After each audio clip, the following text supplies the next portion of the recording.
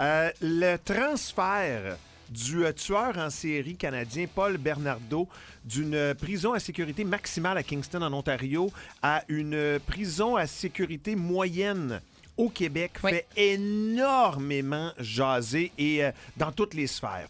Bien, c'est sûr qu'on en parle en tant que kidam parce que ça a marqué l'imaginaire, ces années-là, avec Carla Homolka. J'avais 15-16 ans, moi, dans ces histoires-là. On les appelait Ken et Barbie. C'était des gens qu'on ne s'attendait pas à voir dans l'actualité, surtout d'une manière aussi sombre. Et j'habitais dans le sud de l'Ontario, à London. J'étais pas très loin. Ça fait vraiment partie de mon adolescence et de l'actualité de mon adolescence. En politique aussi, parce que là, on se dit, ce gars-là devrait rester derrière les barreaux puis à sécurité maximale. Puis, comme dirait Doug Ford, qui s'en est mêlé, a dit croupir jusqu'à la fin de ses jours. Mais comment comprendre une telle décision? Est-ce qu'on peut la comprendre? Est-ce qu'il y a des explications derrière ça? Est-ce qu'on peut avoir aussi même mise sur cette décision-là puis se dire aux politiques, ben non, ça va faire, là, on le retourne à sécurité maximale? Tant de questions. Frédéric Bérard est avec nous pour jaser de cette situation-là. Il est avocat, il est auteur, il est chroniqueur et je le sais personnellement, je le connais depuis des années. Un motadine de beau gars et bon gars. Fred, comment ça va? Hey, salut les amis. Merci d'être là avec nous ce matin. Vous êtes très gentil, mais le Québec brûle, là. Ah, oui, tu le sens, toi? Oui, t'es dans tu vois de la fumée? C'est-tu rouge? T'es dans quel secteur, Fred? Écoute, c'est pas drôle. Là, j'habite à Hochelaga, à Montréal, et puis on sent la fumée au point où la gorge pique, les yeux piquent. Et on s'entend, là, on est drôlement loin là, de quelconque forêt d'importance. Donc, je pense qu'il va falloir commencer à prendre ça au sérieux, là, si c'était pas déjà le cas pour certains. Ça fait combien de jours que tu ressens ça, admettons, physiquement? C'est seulement depuis hier, par contre, mais si je laisse mes fenêtres ouvertes ici, pas de farce, ça sent comme l'espèce de vieille fumée d'un feu de camp jusque dans le condo. Ce qui pogne dans les cheveux puis qui reste plusieurs jours, là. Exact. Écoute, j'ai jamais vu quelque chose de semblable, là. C'est assez particulier, puis il poursuit les évacuations encore ce matin un peu partout. Bref, j'espère que ça va servir de leçon. Ouais. Ça se parle-tu dans les cafés du coin? Admettons que tu vas chercher ton café le matin, t'entends-tu c'est-tu le talk of the town à Montréal? Ben, quand même pas mal, là, parce que comme je t'ai dit, on le sent, puis c'est clairement perceptible pour tout le monde. Là. C'est pas seulement là, ceux qui sont plus sensibles. Et puis, je te dirais même que j'ai quelques amis à qui j'ai parlé hier qui sont dans l'éco-anxiété, dans le tapis, eux qui en faisaient pas avant. J'espère, en tout cas, je réitère, là, mais j'espère qu'on va servir de cet événement-là pour réfléchir à ce qui se passe en ce moment d'un point de vue réchauffement climatique, incluant évidemment d'un point de vue politique, et qu'on va pas oublier ça une fois que la première pluie va être tombée. Tellement bien dit, Fred. Hey, parlons de ce transfert-là, le criminel, le tueur en série, Paul Bernardo, qui, dans la dernière semaine, dernier jour, a été transféré d'une prison sécurité maximale à Kingston, en Ontario, à ici au Québec, dans une prison à sécurité moyenne. Est-ce que c'est surprenant? Comment sont là, ce transfert-là, selon toi?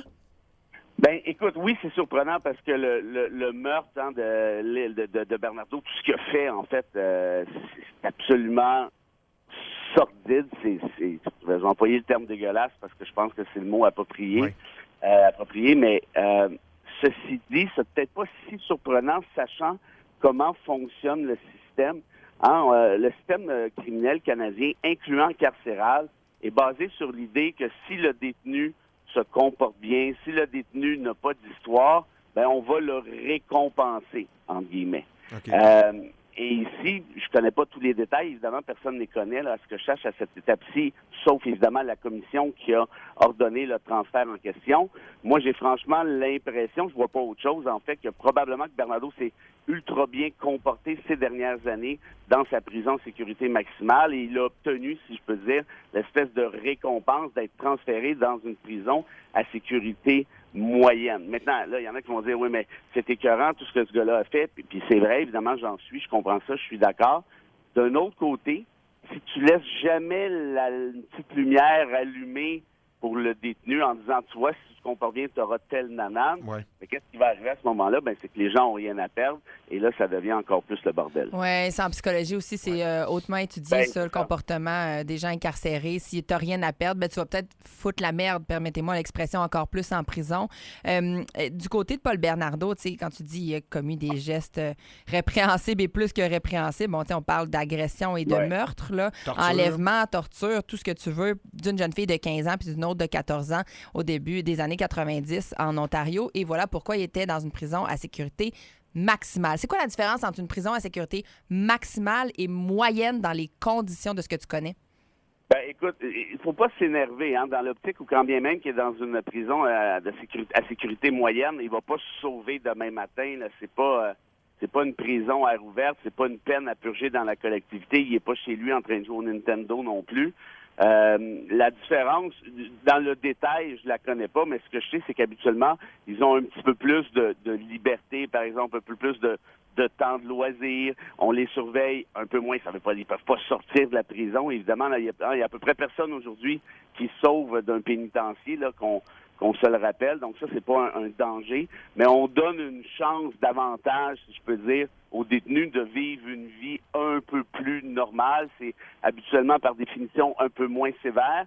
Ils se retrouvent aussi avec des gens qui ont été condamnés à des trucs peut-être un peu moins graves aussi, au final. Quand tu es dans une prison sécurité maximale, il y a des méchants moineaux là-dedans là, qui ont une liste de crimes commis là, qui font dresser les poils, évidemment, alors que lorsqu'on est dans une prison de sécurité moyenne, ben, on côtoie des gens peut-être un peu moins crinqués, disons ça comme ça. Donc, au final, c'est à peu près ça.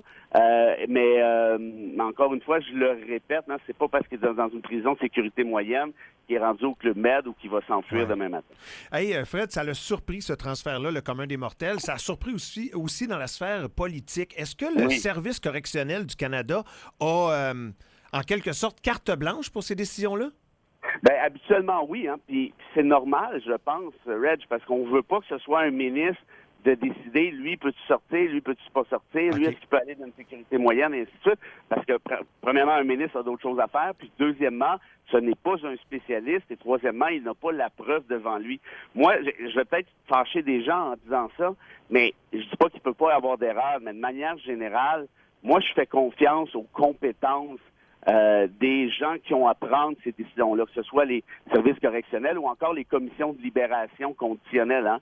Ces gens-là, ce sont, là, Pascal, des psychologues comme toi en partie, qui évaluent si la personne est apte à X ou est apte à Y. Évidemment, les critères sont serrés, c'est pas évident. Rappelez-vous, par exemple, Valérie Fabricant, qui avait commis quelques meurtres à l'Université Concordia. Lui, ça fait plusieurs années qu'il veut sortir de prison. Il serait éligible en théorie, mais on considère, la commission des libérations considère qu'il est encore trop dangereux. Donc, elle dit, toi, tu restes en dedans, et puis ça finit là. En d'autres termes, c'est pas passe-partout, tout ça. Et dans ce cas-ci, le service correctionnel, de ce que je comprends par la force des choses, par définition, c'est qu'il a été convaincu que Bernardo méritait d'aller dans une prison de sécurité moyenne, qu'il ne pose pas danger pour quiconque là-bas. Et là, d'envoyer le politique là-dedans, c'est correct, je comprends ça, parce que les gens sont fâchés, je comprends ça aussi, c'est normal, mais je suis pas certain, moi, que ce soit la meilleure manière de rendre justice, c'est-à-dire de faire débarquer un ministre qui dit là, ça n'a pas d'allure, puis c'est pas comme ça que ça va se passer. Autrement, si tout repasse le mandat de ces services-là ou de commission, peu importe, peut-être que c'est pas la meilleure personne qui va prendre la meilleure décision. J'ai juste rectifié une affaire, Fred, par rapport à mes études. Je suis pas psychologue. Tu vas comprendre pourquoi je fais ça, parce que j'ai des études en psychologie, mais je suis pas. Mais j'aimerais bien ça, là. C'est juste que ça prend du temps à la radio. J'ai envie de... l'avoir. Un jour, je serai doctorante comme toi. Peut-être. Ce que je veux dire de ton côté, par contre, Fred, c'est tu connais bien le politique, tu connais bien le droit. Est-ce que tu penses que du côté de la politique en ce moment, qui connaît quand même jusqu'où est leur limite, il y a un petit show de boucan médiatique qui est fait avec cette histoire-là? Ben oui, tu as tout à fait raison à 1000%. Écoute, n'importe qui d'entre nous est ministre. Reg est premier ministre, puis toi et moi, Pascal, on est ministre. On se fait poser la question par n'importe quel journaliste. Pensez-vous que c'est une bonne idée que Bernardo soit transféré dans une prison en sécurité moyenne? Ben, les trois, on va dire, non, c'est écœurant ce qu'il a fait. Mais c'est parce qu'on n'est pas placé pour... Évidemment qu'on va dire ça parce qu'on n'a pas le choix, mais au final, c'est un peu une attaque frontale à l'encontre du concept même qui est celui de... On a des spécialistes qui prennent ces décisions-là basées sur leurs compétences. Et là, qu'on se comprenne bien, ça ne veut pas dire qu'ils n'ont pas fait d'erreur. Peut-être que c'est une erreur que les services correctionnels ont commise. Auquel cas, dans la révision qui est en train de se passer, on le saura.